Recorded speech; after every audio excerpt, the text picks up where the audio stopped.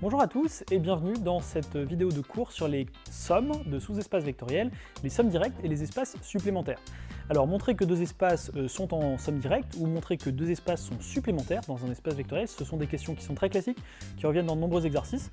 Donc on va rappeler d'abord ce que c'est que la somme de plusieurs sous-espaces, on va rappeler ce que c'est qu'une somme directe et ensuite on va expliquer la notion d'espace supplémentaire et les différentes méthodes qui vous sont proposées pour vous montrer que deux espaces sont supplémentaires.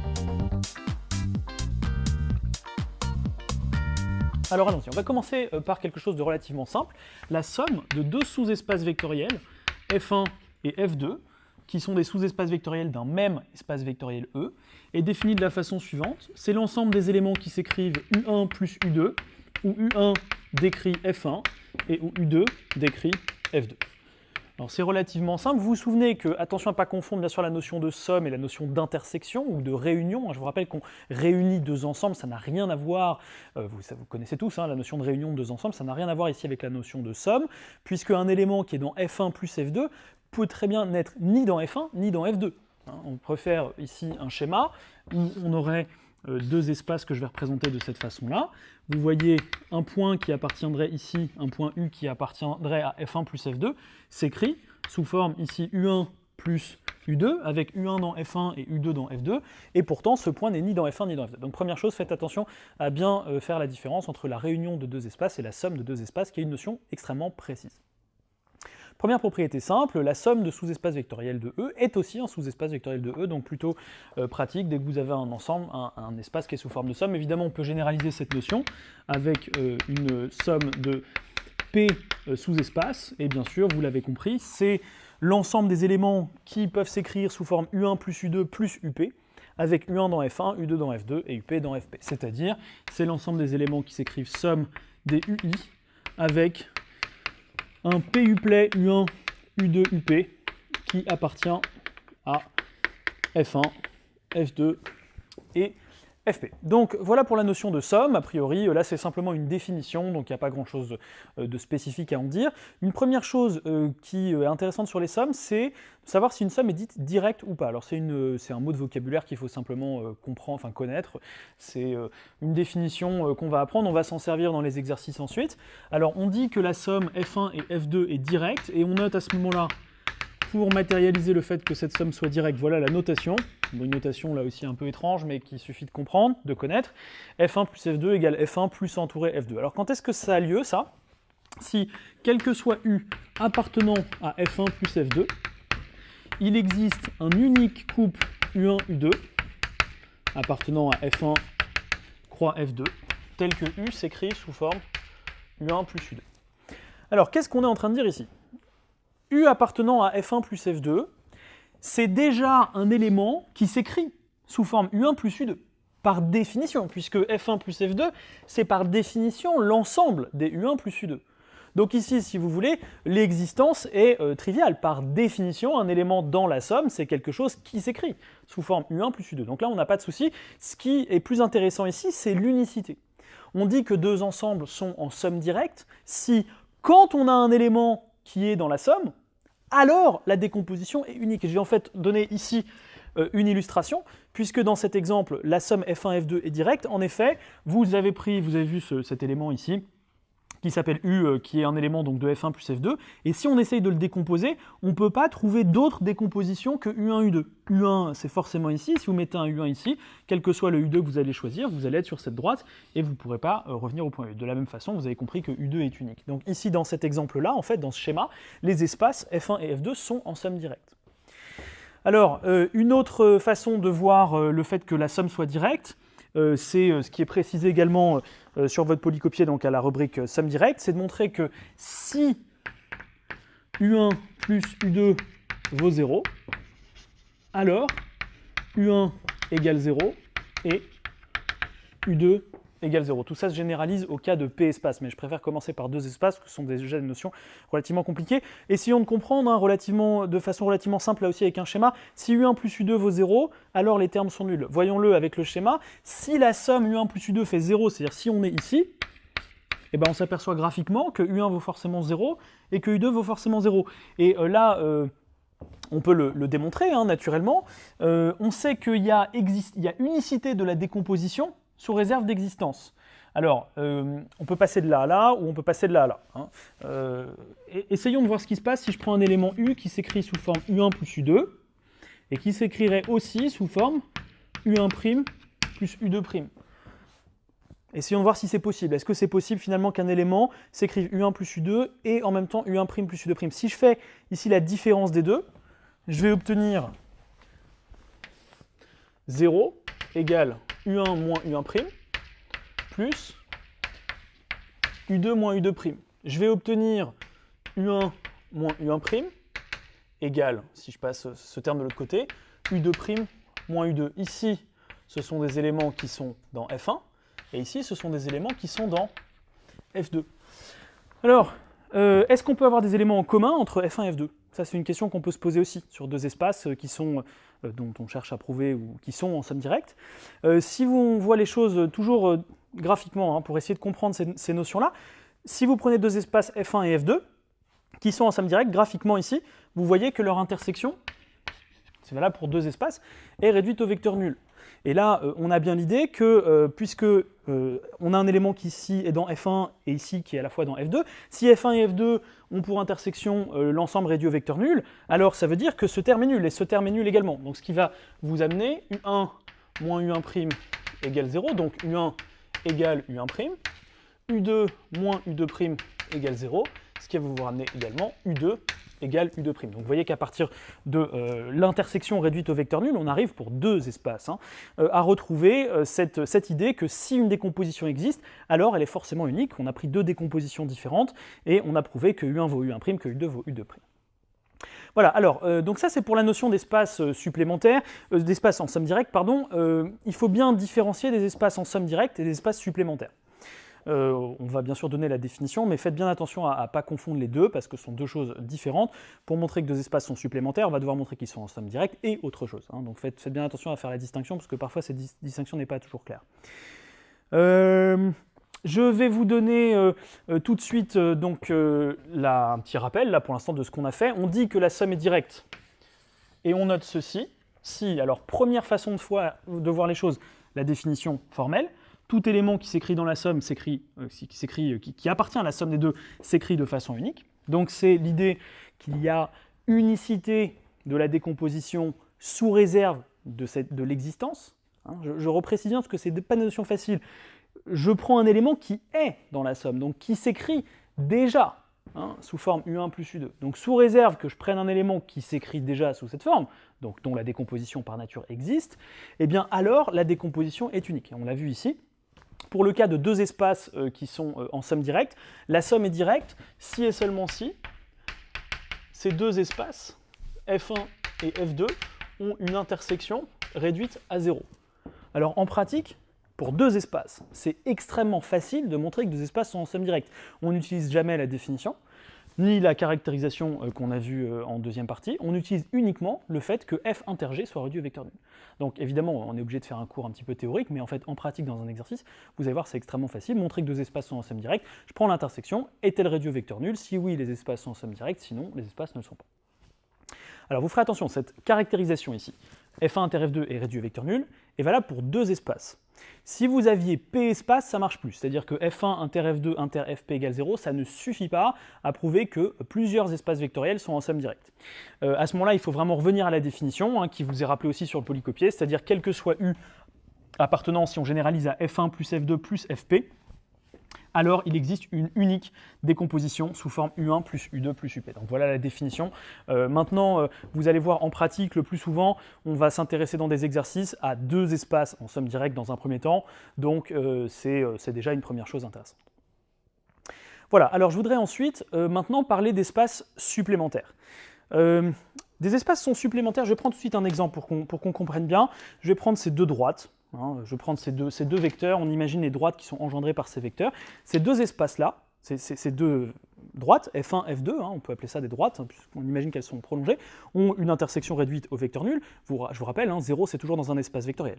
Donc s'il y a une intersection, si deux droites s'intersectent une seule fois, si ce sont des droites vectorielles, donc des sous-espaces vectoriels en l'occurrence de R3, si on est dans l'espace, eh bien l'intersection, ce sera 0 ici dans cet exemple, hein, puisque 0 doit appartenir à F1 et F2. Donc si cette intersection est réduite au vecteur nul, on s'aperçoit qu'on dit que ces deux espaces sont en somme directe. Ça veut dire, je vous le rappelle, je vais les placer ici dans le plan, que si un élément s'écrit sous forme U1 plus U2, donc je prends un élément qui est ici, il s'écrit évidemment, c'est un élément de la table, il s'écrit U1 plus U2, alors U1 est unique et U2 est unique.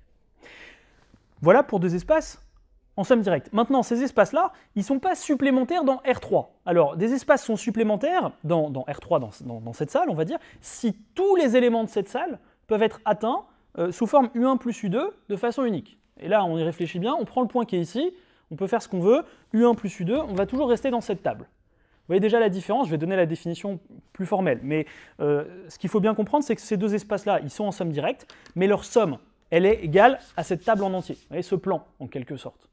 Donc, cette somme, elle ne vaudra pas l'espace total. Hein, l'espace ici, R3, ce point-là, ne peut pas s'écrire comme décomposition, sous forme de décomposition U1 plus U2. Alors, on va justement maintenant s'intéresser au cas de deux espaces qui sont supplémentaires dans R3, et on va donner un exemple tout de suite. Si je prends par exemple le plan, ça ce serait mon espace F1, toute cette table maintenant, et avec comme espace F2 la droite engendrée par ce vecteur, alors là, oui, tout vecteur, tout point de cette salle eh bien, pourra être obtenu, et de façon unique, sous forme une certaine hauteur, donc une certaine proportion de ce vecteur, si vous voulez, paf, et puis ensuite un certain point de cette table. Tac, ok, vous voyez ce point-là, j'ai pas 36 000 choix, la hauteur, elle est unique, le point de la table, si on imagine que on a toujours une base ici de notre espace vectoriel, eh bien, c'est forcément ce point-là et cette hauteur-là. Donc là, vous voyez, il y a une sorte de décomposition unique, il y a un point U1 qui serait sur la table et un point U2 qui serait à la hauteur. Et là, cette fois-ci, on aurait unicité. Donc la différence entre les deux, avant de donner la définition formelle, c'est que deux espaces en somme directe, ça veut dire si un élément de la somme existe. Si je prends un élément de la somme, alors la décomposition est unique, mais ça ne veut pas dire que tous les vecteurs s'écrivent sous forme de somme. Alors que quand on aura des espaces supplémentaires dans un espace E, tout vecteur de E s'écrira de façon unique, comme sous forme d'une décomposition. Bon, alors ces précisions étant faites, on va donner bien sûr la définition que vous avez peut-être déjà lue, qui est la suivante. On dit que F1 et F2 sont supplémentaires dans l'espace E, si, et vous voyez la différence est un peu ténue, quel que soit U appartenant à E, il existe un unique U1, U2 appartenant à F1 croix F2, tel que U s'écrit sous forme U1 plus U2. Alors, quelle est la différence par rapport à ce qu'on a fait tout à l'heure ici? Eh bien, ici, on avait aussi la même fin, finalement. Il existait une unique décomposition, oui, pour les vecteurs qui étaient déjà dans la somme. D'accord ? C'est-à-dire pour les vecteurs qui étaient par exemple déjà sur cette table, dans cet exemple-là. Et là, l'idée, c'est de se dire, non, mais là, ça ne doit pas être valable pour des vecteurs qui sont dans la somme, ça doit être valable pour des vecteurs, pour n'importe quel vecteur de E. Donc, dit en français, des éléments, des sous-espaces vectoriels sont supplémentaires dans E, dès lors que tout élément de E va s'écrire de façon unique, sous forme U1 dans F1 et U2 dans F2. Donc, si on reprend notre exemple, pour bien comprendre, les sous-espaces vectoriels F1 et F2 dont on a parlé tout à l'heure, ils sont en somme directe. Ils ne sont pas supplémentaires dans l'espace, c'est-à-dire qu'à partir de ces deux vecteurs, je ne peux pas faire un point d'espace, mais ils sont supplémentaires dans ce plan. En effet, si on prend un point de ce plan, ce point ici, là pour le coup, eh ben, il s'écrit bien de façon unique, U1 plus U2. Vous voyez, avec U1 un élément de cette droite, U2 un élément de cette droite. Donc ces espaces-là, de toute façon, ils sont en somme directe, effectivement, mais ils sont supplémentaires dans ce plan, dans R2 si vous voulez, mais ils ne sont pas supplémentaires dans R3.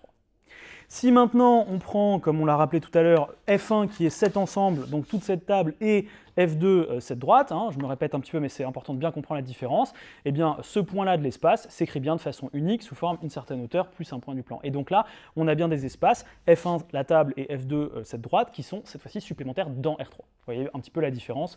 Donc entre espace en somme directe et espace supplémentaire. Alors, maintenant, ce que je voudrais faire, c'est que, comme en pratique, c'est essentiellement des questions sur montrer que des espaces sont supplémentaires dans E, donner toutes les méthodes qu'il faut connaître pour montrer que des espaces sont supplémentaires.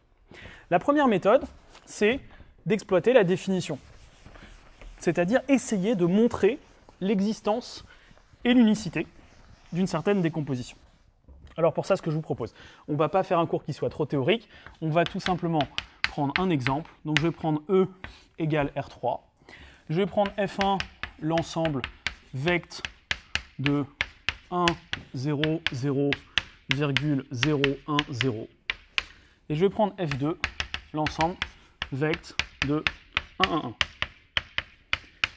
Et je vais me demander, est-ce que ces espaces sont bien en somme directe? Est-ce qu'ils sont en somme directe, premièrement? Est-ce qu'ils sont supplémentaires? Alors allons-y. D'abord, la première chose que vous devez savoir, c'est que pour montrer que ces espaces sont supplémentaires, dans E, ce qu'on va essayer de montrer, hein, donc je mets l'exercice au tableau en quelque sorte, montrer que F1 plus F2 est égal à E. Pour montrer que ces espaces sont supplémentaires dans E, la première chose à dire, c'est que ce sont des sous-espaces vectoriels de E. Si on imagine bien que si ce n'est pas des sous-espaces de E, déjà, on va peut-être sortir de E. Vous voyez, donc en gros, quand on va faire F1 plus F2, ça ne fera pas E en entier, ça fera peut-être plus que E ou moins que. Donc ça n'ira pas. Donc faites bien attention à bien penser à le préciser. Alors là, la démonstration est très rapide. Hein, si vous avez suivi, bien sûr, la première partie du cours, un vect, c'est toujours un espace vectoriel. Hein. Donc vous prenez un vect d'éléments, si vous voulez, ça c'est une sorte d'élément A, ça c'est un élément B, ça c'est un élément C dans R3. Donc on a des ensembles de combinaisons linéaires d'éléments de R3, ce sont donc des sous-espaces vectoriels de R3. Donc là, rien de spécifique à faire pour le coup. Mais c'est toujours bien de le savoir. Alors, première méthode, on va essayer de montrons donc qu'il existe un unique couple U1, U2 appartenant à F1 croix F2 tel que U soit égal à U1 plus U2 où un vecteur U aura été défini préalablement comme un vecteur quelconque de E. Il s'agit ici de montrer l'existence et l'unicité de la décomposition. Donc j'applique vraiment la définition. Deux espaces sont supplémentaires si tout vecteur de E s'écrit de façon unique sous forme U1 plus U2. Et ben, je vais essayer de le faire. Je vais essayer de trouver, montrer qu'il existe un et un seul couple solution. Alors comment faire? On a deux choses à faire. On a l'existence et l'unicité. Alors, une méthode claire. Souvent, beaucoup de candidats vont dire bah, on n'a qu'à supposer qu'il y en a deux et montrer que c'est les mêmes. Effectivement, ça prouvera l'unicité. Hein, c'est-à-dire, s'il y a deux décompositions, alors c'est la même, ça prouve bien que la décomposition est unique. Oui, mais si elle existe. Et il faudra donc prouver l'existence. Comment on va prouver que la décomposition existe? C'est pas si facile ici. Je prends un vecteur U de E qui s'écrit de façon quelconque U égale x, y, z. Est-ce qu'il existe une seule décomposition? C'est pas facile à trouver forcément. Donc cette méthode-là qui commence à dire je vais supposer qu'il y en a deux, alors c'est le même, c'est pas une très bonne méthode, c'est une méthode qui va pas très souvent fonctionner. En fait, ce qu'il vaut mieux faire ici, c'est un raisonnement dit par analyse-synthèse. Alors je vous renvoie au polycopier sur les méthodes de calcul de façon générale, les raisonnements où vous pourrez retrouver un exercice là-dessus, mais on va le faire ensemble. Première étape de ce raisonnement, c'est l'étape d'analyse. Je vais dire, supposons qu'une telle décomposition existe. Donc supposons qu'il existe U1, U2 appartenant à F1 croix F2 tel que U soit égal à U1 plus U2. Et je vais essayer d'exploiter dans cette phase d'analyse tout ce que je sais en fait. Alors allons-y, U s'écrit sous forme x, y, z. Je sais que U1 appartient à F1, donc ça je vais m'en servir. Donc ça veut dire, puisque je suis dans un vect, je vous rappelle la définition, il existe des uniques coefficients A et B appartenant à R carré, tels que, je vais supprimer ces notations, on n'en a plus besoin ici, tels que U1 s'écrit sous forme A fois 1, 0, 0, plus B fois 0, 1, 0. U2 appartient quant à lui à F2, donc il existe un unique coefficient C, tel que U2 soit égal à C, C, C, hein, c'est-à-dire C facteur de 1 à 1. Ce vecteur-là, bien sûr, on peut développer si on souhaite, ça s'écrit A, B, 0. Voyons donc ce que donne U1 plus U2. Vous voyez, on est toujours dans une étape d'analyse. On va pas trop vite, on essaye de savoir quelles sont toutes les propriétés vérifiées par U1, toutes les propriétés vérifiées par U2, les propriétés qui sont vérifiées par U.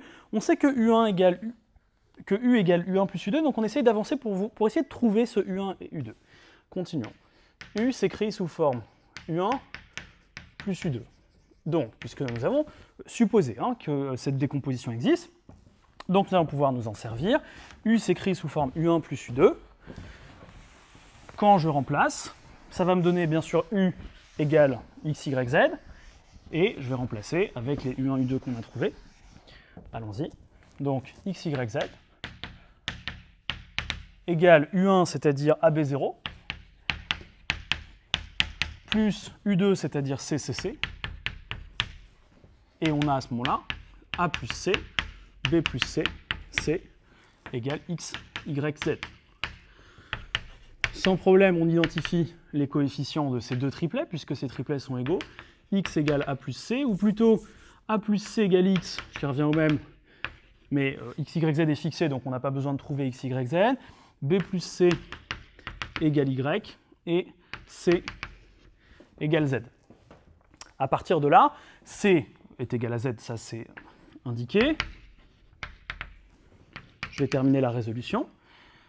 B est égal à Y moins C, c'est-à-dire Y moins Z. Et ensuite A est égal à X moins C, c'est-à-dire X moins Z. Donc finalement, si on essaye de synthétiser, C c'était le coefficient ici qui me permettait de trouver la valeur de U2. U2 est donc obligatoirement égal à ZZZ. Et U1 quant à lui est forcément égal à A, c'est-à-dire, je vous rappelle que c'est AB0, donc X moins Z, virgule, Y moins Z, virgule 0. Ok, bon, alors vous allez me dire, oui, ok, on fait les calculs un peu, mais où est-ce qu'on va? Cette étape d'analyse, si vous connaissez le raisonnement par analyse-synthèse, sinon c'est le moment de le revoir, ça a pour objectif de trouver l'unicité d'une décomposition sous réserve de l'existence. Allons-y.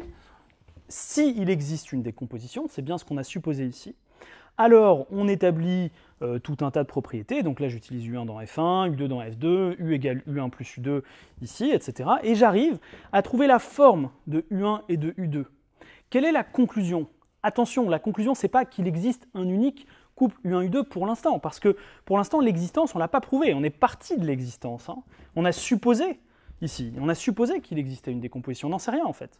La conclusion, c'est que si il existe une décomposition, alors cette décomposition est nécessairement celle-là, puisqu'on arrive à forcément U1, voilà ce que c'est, U2, voilà ce que c'est. Donc la conclusion à ce stade, la conclusion de l'analyse,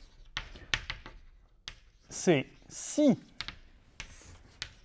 il existe U1 et U2 appartenant à F1 croix F2, tels que U s'écrivent sous forme U1 plus U2, alors cette décomposition U1-U2 est unique. Voilà ce qu'on a démontré ici. Avec, plus précisément, U1 égale, donc on a vu X moins Z, Y moins Z, 0, et U2 égale ZZZ. Alors, maintenant, évidemment, la deuxième étape, c'est de vérifier qu'il existe bien une décomposition. Et là, comment on va faire? Là, c'est vraiment super sympa cette méthode, vous allez voir, parce que pour trouver la décomposition, tout à l'heure, on n'avait pas trop d'idées. Sauf que là, qu'est-ce qu'on dit avec l'analyse? C'est que s'il y a une décomposition existe, voilà, c'est forcément celle-là. Donc qu'est-ce qu'on va aller chercher? On va prendre celle-là, puis on va voir si ça marche. Tout simplement. C'est aussi simple que ça. Prenons cette décomposition, est-ce que cette décomposition fonctionne? Est-ce que c'est une décomposition d'éléments de U1, de F1 et F2? Est-ce que la somme fait bien U? Et ça, c'est ce qu'on appelle l'étape de synthèse qui est nécessaire puisqu'on est parti en supposant qu'il existe une décomposition, donc on va vérifier que cette décomposition existe. Donc voilà la deuxième étape de notre raisonnement. Première étape, analyse, on vient de la faire. Deuxième étape, synthèse. Alors allons-y. On va fixer U1 égale X moins Z, Y moins Z, 0. On va fixer U2 égale Z, ZZ. Alors, ce U2, bien sûr, il s'écrit sous forme ZZZ, donc on voit tout de suite qu'il appartient à un vecteur de 1 à 1. Il est donc dans F2. Quant à ce vecteur U1, il s'écrit sous forme X moins Z fois 1, 0, 0, plus Y moins Z fois 0, 1, 0. Et donc, cet élément-là, hein, je vais écrire ça ici, donc cet élément-là appartient bien à F1. D'accord? Donc vous avez bien un élément qui est dans F1, un élément qui est dans F2. Il ne nous reste plus qu'à faire la somme, allons-y. Hein. U1 plus U2, on somme ces deux vecteurs. X moins Z plus Z, ça fait X. Y moins Z plus Z, ça fait Y. 0 plus Z, ça fait Z. Tiens, comme par hasard, on tombe bien sur U. quelle est la conclusion de la synthèse? La conclusion de la synthèse, on va l'écrire ici. Uniquement de la partie synthèse, si on se borne à cette deuxième partie du raisonnement, conclusion de la synthèse, eh bien, c'est que la décomposition existe. Je vais l'écrire comme ceci, tout simplement, une telle décomposition U1, U2 existe. Alors, quel est l'intérêt de cette méthode par rapport à une méthode qui consisterait à trouver l'existence tout seul? C'est simplement qu'en fait, quand vous avez essayé de trouver l'unicité, plutôt que de dire supposons qu'il y en a deux, alors c'est le même, vous avez prouvé l'unicité, puis l'existence, vous n'avez pas d'idée particulière, vous avez plutôt procédé par analyse-synthèse. Si une décomposition existe, alors, soyons bien précis, c'est forcément celle-là. Et maintenant, du coup, ça vous donne une super idée pour la synthèse, pour montrer qu'il existe une décomposition, bah tiens, on n'a qu'à tester ça, et si ça marche, à ce moment-là, c'est gagné. Faites attention, il faut quand même faire l'étape de synthèse, puisque comme ici on a raisonné sous réserve d'existence, rien ne nous dit que la décomposition existe. C'est un raisonnement qui peut être employé pour d'autres choses, par exemple pour résoudre des équations différentielles. Ça peut tout à fait arriver que vous ayez une équation différentielle à résoudre. S'il y a une solution, alors, voilà la solution. On prend la fonction, la seule candidate, et puis hop, il se trouve que ça ne marche pas. Donc ça veut dire, conclusion, il n'y aurait pas de solution du tout. Donc faites attention à bien penser à faire la synthèse. Ok, alors, donc la conclusion générale, eh bien, elle nous est apportée par à la fois l'analyse et la synthèse. La synthèse nous dit que la décomposition existe. L'analyse nous dit, si elle existe, alors elle est unique. Donc la conclusion, c'est bien qu'il existe une et une seule décomposition. Donc on peut l'écrire sous cette forme, quel que soit U appartenant à E, c'est-à-dire à R3, il existe un et un seul couple U1, U2, d'éléments de F1 et de F2, tels que U s'écrivent sous forme U1 plus U2. Et alors là, la notation qu'on va employer, c'est F1 plus F2 égale E, c'est-à-dire égale R3 ici, c'est-à-dire non seulement la somme vaut R3, mais en plus, on l'a vu, la somme est directe. Voilà, alors maintenant, il y a une autre méthode, on n'est pas obligé d'utiliser la définition. Donc le but, c'était de présenter différentes méthodes. Voilà la première. J'espère que c'est le plus clair possible. N'hésitez pas à vous entraîner aussi sur d'autres exercices à refaire cette méthode-là. La deuxième méthode, c'est d'essayer de faire séparément l'existence et l'unicité. Alors, deuxième méthode, nous allons montrer deux choses pour montrer que des espaces sont supplémentaires. Nous allons montrer que F1 plus F2 égale E, c'est-à-dire R3, et que les espaces sont en somme directe. C'est-à-dire, on l'a rappelé, pour deux espaces, F1 inter F2 égale 0. Alors, comment montrer que cette somme vaut R3? C'est bien ça. Ça, c'est une deuxième façon de montrer que ces espaces sont supplémentaires. C'est-à-dire, la somme, d'une part, elle vaut E, c'est-à-dire, vous vous rappelez tout à l'heure de l'exemple, la somme des deux vecteurs de ces deux espaces-là, ça fait entièrement le plan, déjà. Et puis, en plus, je vois que les deux vecteurs ont pour intersection 0. Donc, les deux droites vectorielles, pardon. Donc, effectivement, à la fois l'intersection réduite au vecteur nul et la somme fait le plan. Donc, les espaces, ces deux espaces, vous vous en souvenez, étaient supplémentaires dans le plan et pas dans l'espace. Bien. Donc, pour montrer que la somme est égale à R3, comment faire? Alors, d'abord, ce sont des sous-espaces vectoriels de R3. Naturellement, ceci est aussi un sous-espace vectoriel de R3. C'est donc inclus dans R3. Donc, à partir de là, montrer cette inclusion dans ce sens-là est très facile. C'est immédiat, si vous voulez. C'est un sous-espace vectoriel, donc c'est inclus. Ce qu'il s'agit de faire, c'est de montrer l'inclusion réciproque, c'est-à-dire je pars d'un élément de R3 et je veux montrer que c'est un élément qui s'écrit sous forme U1 plus U2.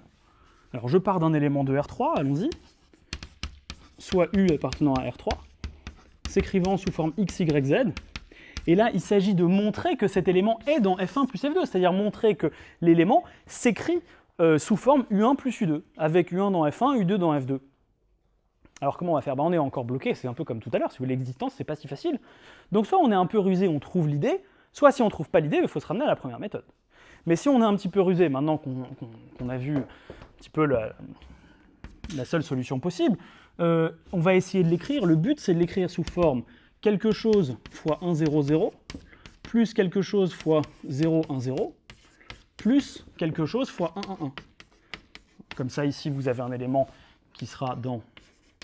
Là, vous aurez votre U2 qui sera dans F2, et là, vous aurez ici votre U1. Alors, si on réfléchit bien sans faire de calcul, le troisième coefficient ici, là, il vaut 1, et dans les deux autres cas, il vaut 0. Or, on veut fabriquer Z en tout. Donc, quelles que soient les quantités qu'on va mettre ici, la troisième composante ici sera égale à 0. Dès lors, la quantité qui est ici est forcément z. Ouais, donc là, on aurait pu être un peu plus malin, trouver l'existence un peu nous-mêmes. Et une fois qu'on écrit z fois 1, c'est vrai, j'ai réussi à mettre un z ici, mais le problème, c'est qu'en premier, j'ai un z. Or, moi, je veux un x. Alors, comment je vais faire pour faire en sorte qu'à la fin, ça me donne x, sachant que j'ai déjà z? Il faut que j'ajoute ici, non pas x, parce que sinon, j'aurais x plus z, mais x moins z, comme ceci. Là, j'aurais bien un x ici. Et de la même façon, vous avez compris, ici, vous allez mettre un y moins z. Vous voyez, en étant un petit peu malin, avec un petit peu de recherche au brouillon, on arrive finalement à montrer que U appartient à F1 plus F2 ici. Alors, ceci signifie que nous avons établi la relation suivante. F1 plus F2, F1 plus F2 est inclus dans R3, mais comme on l'a vu que l'inclusion réciproque était toujours vraie, eh bien on a montré que la somme est égale à R3.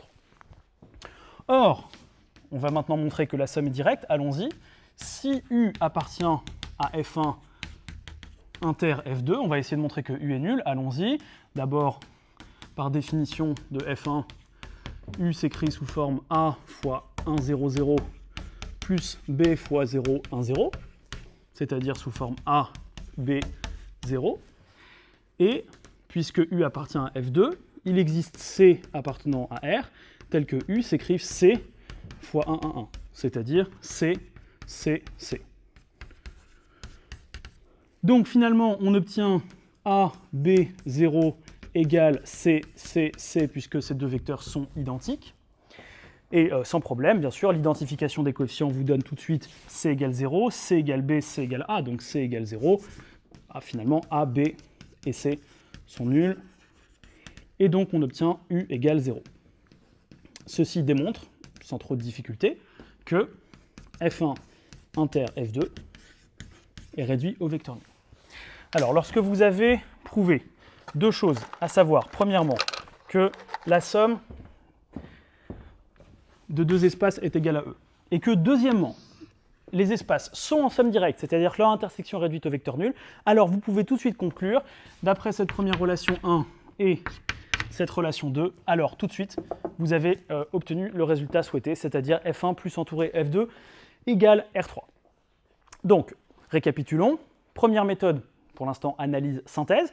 On prend un élément quelconque, on essaie de montrer qu'il existe une et une seule décomposition. Avec une analyse-synthèse, on y arrive. Je vous renvoie bien sûr à la partie précédente. L'analyse-synthèse, c'est une méthode de résolution qui n'est pas forcément facile. Donc là, il ne faut pas hésiter à reprendre les différentes étapes pour vraiment bien s'entraîner dessus. Deuxième méthode possible, montrer que la somme est égale à E et que l'intersection est réduite au vecteur nul, pour deux espaces toujours. Troisième méthode possible maintenant, donc ça c'est ce qu'on a fait ici. Troisième méthode possible, c'est utiliser les dimensions. Alors là c'est assez intéressant comme méthode, c'est en fait une méthode qui est encore plus rapide dans le cas d'espaces de dimension finie. Alors c'est ce qui se passe ici, puisqu'on est dans R3, R3 est un espace vectoriel de dimension finie.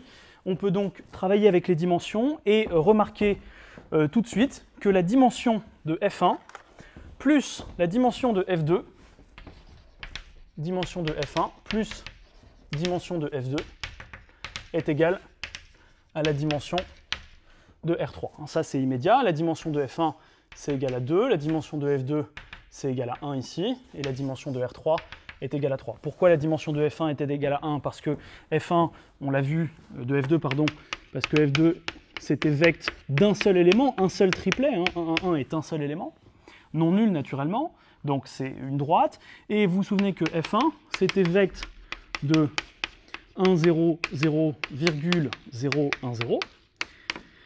Dit autrement, cette famille-là était génératrice de F1. Je vous renvoie à la première partie du cours sur les familles génératrices. Et par ailleurs, ces deux éléments, 1, 0, 0 et 0, 1, 0, sont deux éléments qui sont naturellement non collinaires. Donc c'est une famille qui est libre. Dès lors que vous avez une famille libre et génératrice, c'est donc une base de F2. Donc F2, naturellement, est un espace vectoriel de dimension 2. C'est pour ça qu'on a pu écrire F1, pardon, était de dimension 2. Donc ça, c'est la première chose. La deuxième chose, c'est toujours pareil, F1 inter F2 est réduit au vecteur nul, je vous renvoie à la démonstration qui a été faite ici. Eh bien, ces deux choses-là ensemble suffisent à prouver que F1 plus entouré F2 est égal à R3. Alors pourquoi ça suffit? On va réfléchir quand même juste un instant, parce que, en fait, voilà ce que vous devez montrer normalement. F1 inter F2 égale 0, bon ça on le prouve, parfait, et il faut montrer que la somme est égale à R3. Peut-être vous vous souvenez que pour montrer que deux espaces A et B sont égaux, on peut montrer premièrement que A est inclus dans B et que B est inclus dans A. Mais s'il s'agit d'espaces vectoriels de dimension finie, on peut aussi montrer que A est inclus dans B et que la dimension de A est égale à la dimension de B. Ici, on souhaite prouver que la somme est égale à R3. J'ai déjà dit tout à l'heure, ce sont des espaces vectoriels, donc bien sûr, F1 plus F2 est déjà inclus dans R3, donc on a déjà une inclusion. Pour montrer l'égalité, qui est bien ce qu'on souhaite obtenir ici, il suffit donc de montrer l'égalité des dimensions.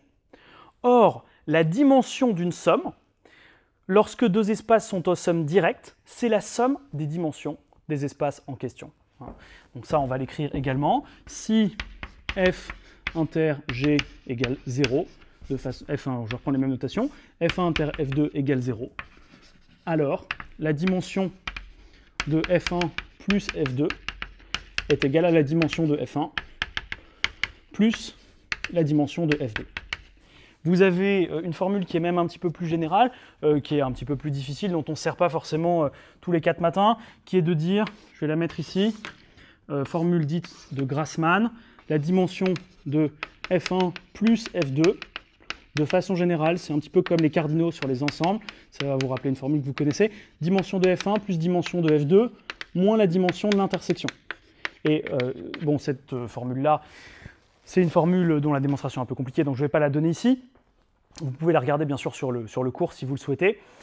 Cette formule, bien sûr, si on l'applique aux cas d'espace qui sont en somme directe, F1 inter F2 vaut 0, la dimension du sous-espace vectoriel réduit au vecteur nul est égale à 0, et on obtient bien cette formule, dimension de F1 plus F2 égale dim F1 plus dim F2, hein, quand les espaces sont en somme directe.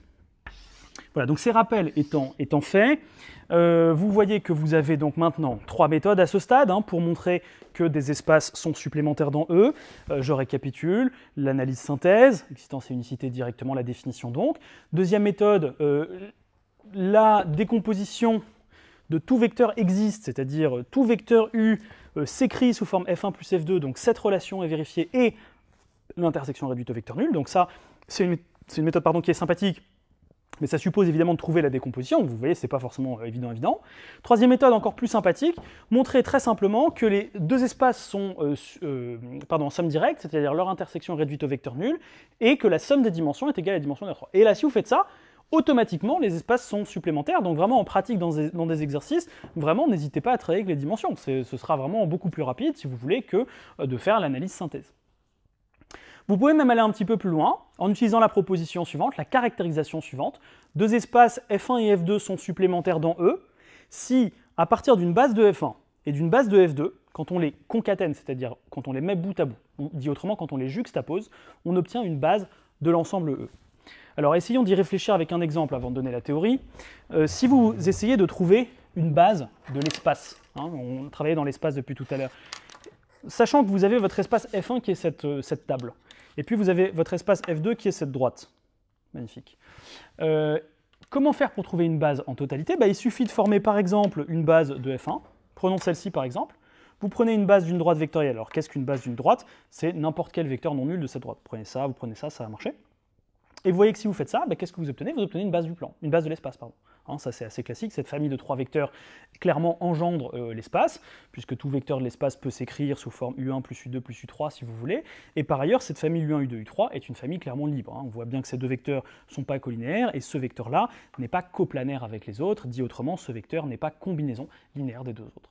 Donc vous voyez qu'à partir de là, et là c'est assez logique en quelque sorte, on revient si vous voulez à ce qu'on a vu tout à l'heure, avec cet espace F1 qui est encore une fois la table, cet espace F2 qui est cette droite-là, et ces deux espaces-là sont bien supplémentaires dans l'espace. Et bien pour le démontrer, il suffit de prendre une base de F1, une base de F2 ici, les mettre bout à bout et vérifier que c'est une base de R3. À ce moment-là, si vous avez obtenu le résultat, et bien automatiquement ils seront supplémentaires. Donc c'est quelque chose qu'on peut tout à fait faire ici, et on peut même le faire de tête si vous le souhaitez. Rappelons F1, F2, voilà ce qu'on a. F2 c'est une droite vectorielle, donc il est engendré par n'importe quel vecteur non nul, en particulier ceci est une base de F2.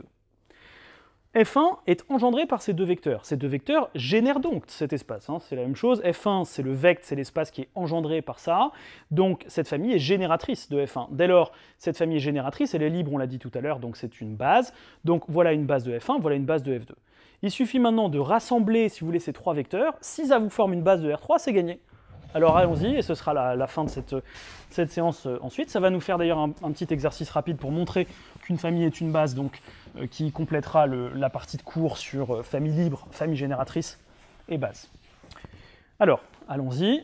Donc, je vais prendre un vecteur U appartenant, je vais m'intéresser à la famille donc, de ces trois vecteurs. Montrons que la famille 1, 0, 0, 0, 1, 0, 1, 1, 1 est une base de R3.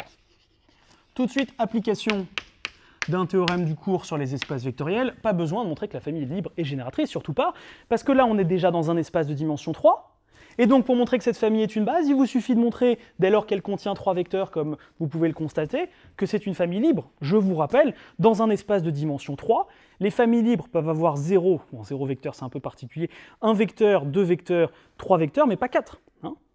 Si vous prenez 4 vecteurs, vous aurez forcément un vecteur qui sera combinaison des autres, dans un espace de dimension 3, qui est engendré par 3 vecteurs. Donc à partir de là, eh bien, vous pouvez simplement montrer que cette famille est libre. Alors allons-y, c'est la définition qu'on a vue tout à l'heure. Donc soit lambda 1, lambda 2, lambda 3 appartenant à R3. Supposons que lambda 1 fois ce vecteur-là, plus lambda 2 fois ce vecteur-là, plus lambda 3 fois ce vecteur-là, soit égal à 0.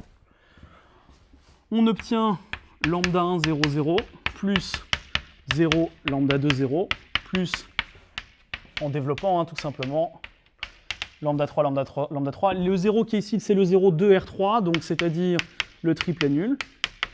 Et ici, si vous continuez, vous obtenez lambda 1, virgule lambda 1 plus lambda 3, virgule lambda 2 plus lambda 3, virgule lambda 3, égale 0, 0, 0. Vous identifiez les coefficients. Là, qu'est-ce que j'ai fait? J'ai simplement ajouté les coordonnées de chacun de ces vecteurs. Et vous obtenez ceci. Lambda 1 plus lambda 3 égale 0. Lambda 2 plus lambda 3 égale 0. Et lambda 3 égale 0. De la nullité de ce dernier coefficient et de cette équation découle la nullité de celui-ci. Et naturellement également la nullité de celui-ci. Donc lambda 1 égale lambda 2 égale lambda 3 égale 0. À partir de là, vous aurez donc reconnu la définition d'une famille libre. Hein, c'est exactement ça, la définition d'une famille libre, c'est que si une combinaison linéaire vaut 0, alors les coefficients correspondants sont nuls. Donc ainsi, on termine cette démonstration. Ainsi, la famille 1, 0, 0, 0, 1, 0 et 1, 1, 1 est libre dans R3. Dans R3, ça veut dire libre et constitué d'éléments de R3. Or, elle comporte 3 vecteurs. Et la dimension de R3 est égale à 3. Donc, c'est une base de R3. Donc, c'est ça la conclusion. C'est une base de R3. Alors, on ne va pas écrire au tableau la conclusion de notre exercice, puisque si vous avez bien suivi, vous pouvez maintenant conclure. Je rappelle ce que nous avons démontré ici.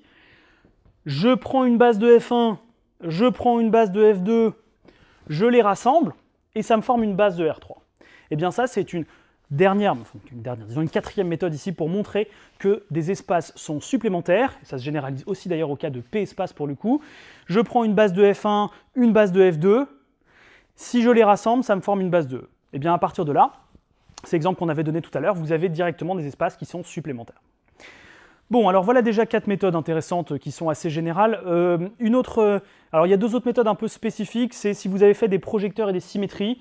Bon, c'est un petit peu technique, mais si vous avez déjà travaillé sur projecteur et symétrie, vous saurez que le noyau d'un projecteur et l'image d'un projecteur sont supplémentaires dans l'espace de référence. Et vous avez des propriétés analogues pour des symétries. Donc là, je ne vais peut-être pas trop détailler parce que les projecteurs et symétries, on va le voir dans le cours application linéaire, mais sachez qu'on peut aussi reconnaître le noyau et l'image d'un projecteur qui, justement, sont forcément supplémentaires dans eux par définition, enfin par caractérisation. Et ça marche aussi, pas avec le noyau et l'image, mais ça marche aussi avec certains espaces pour des symétries plus précisément. Je vais quand même l'écrire pour que ce ne soit pas trop théorique. Si vous avez des espaces F1 et F2 et que vous reconnaissez que ce sont le noyau et l'image d'un projecteur, ou si vous reconnaissez que pour une symétrie donnée, vous avez des espaces F1 et F2 qui s'écrivent sous cette forme, ker de S-id et ker de S plus id, alors sur des espaces supplémentaires. Pas de panique si vous n'avez pas encore vu ça, on va faire un point bien sûr très complet sur projecteur et symétrie, mais sachez que ça vous donne encore des méthodes 5 et 6 un petit peu originales pour montrer que des espaces sont supplémentaires. Bon, ce qu'il faut retenir dans cette vidéo, c'est essentiellement deux choses. Les espaces sont en somme directe, si on prend deux espaces quand l'intersection est réduite au vecteur nul. C'est facile à faire, très souvent on a deux espaces, donc c'est simple. Si on a P espaces, en général, on ne va pas vous demander de montrer que les espaces sont en somme directe. Et ça voudrait dire, si une décomposition existe, alors elle est unique. Alors, ça revient à la définition, on est obligé de revenir à la définition pour P espace. Deuxième chose à retenir, des espaces sont supplémentaires si et seulement si ils sont, bien sûr, d'abord en somme directe et que leur somme fait E. Et donc, pour montrer qu'ils sont en somme directe et que leur somme fait E, vous pouvez, et on l'avait fait, faire les deux choses séparément. Vous pouvez aussi revenir à la définition, U égale U1 plus U2, enfin plus précisément, tout vecteur de E s'écrit de façon unique sous forme U1 plus U2, donc là c'était la méthode d'analyse synthèse. Vous pouvez, troisième technique, faire la somme des dimensions est égale à la dimension de E et les espaces sont en somme directe, c'est-à-dire pour deux espaces, encore une fois, l'intersection réduite au vecteur nul, c'est la méthode qu'on avait faite ici.